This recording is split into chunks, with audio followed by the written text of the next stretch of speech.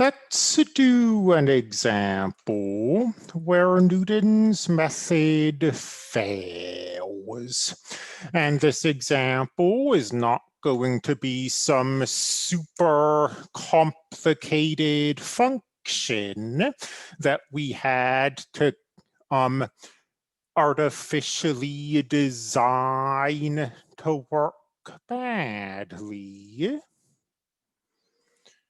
No, indeed. Let's use the cubed root of x. And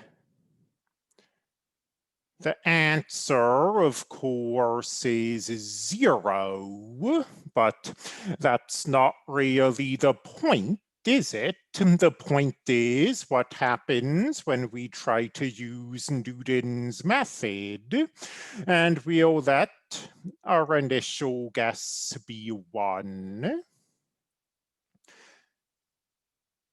And let's simplify x sub n plus 1.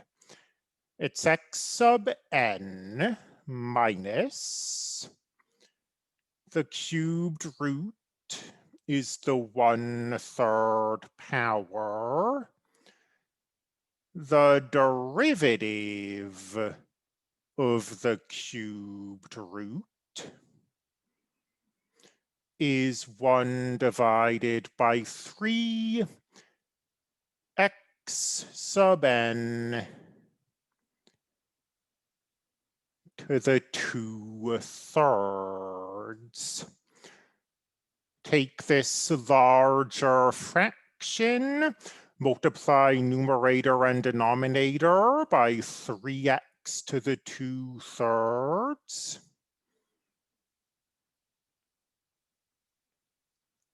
We get 3 x to the n.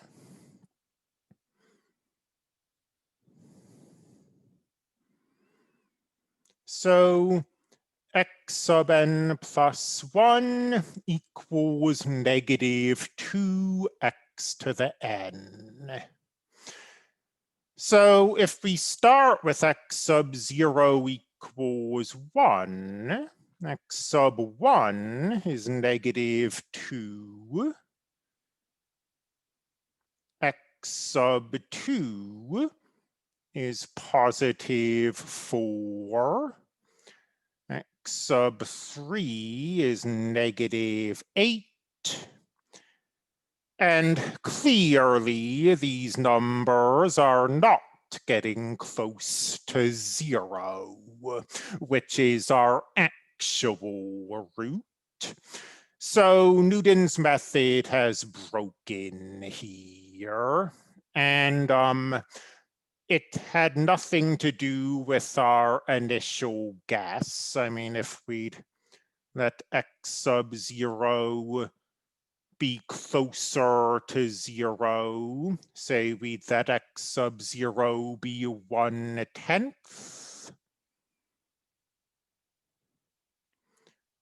Well, these numbers would still not converge to 0. They take a little longer to get away from it, but you see they're going alternatively to negative and positive infinity. So it wasn't just that we picked a bad guess and needed to try something closer.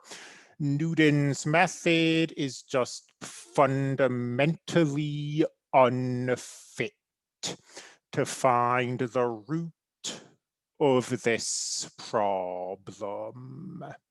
And again, we're not going to analyze this in depth, but the 5-second explanation of this would be that Newton's method involves taking derivatives. The derivative at zero itself doesn't exist, and the derivatives near zero are very large. The closer we get to zero, the closer this derivative gets to infinity. So, Newton's method, a powerful method, doesn't always work, but I would say that it works most of the time. It's without actually knowing anything about how the calculator is programmed. My guess would be that the root finding algorithm in the calculator is ultimately based on Newton's method, perhaps a little more sophisticated.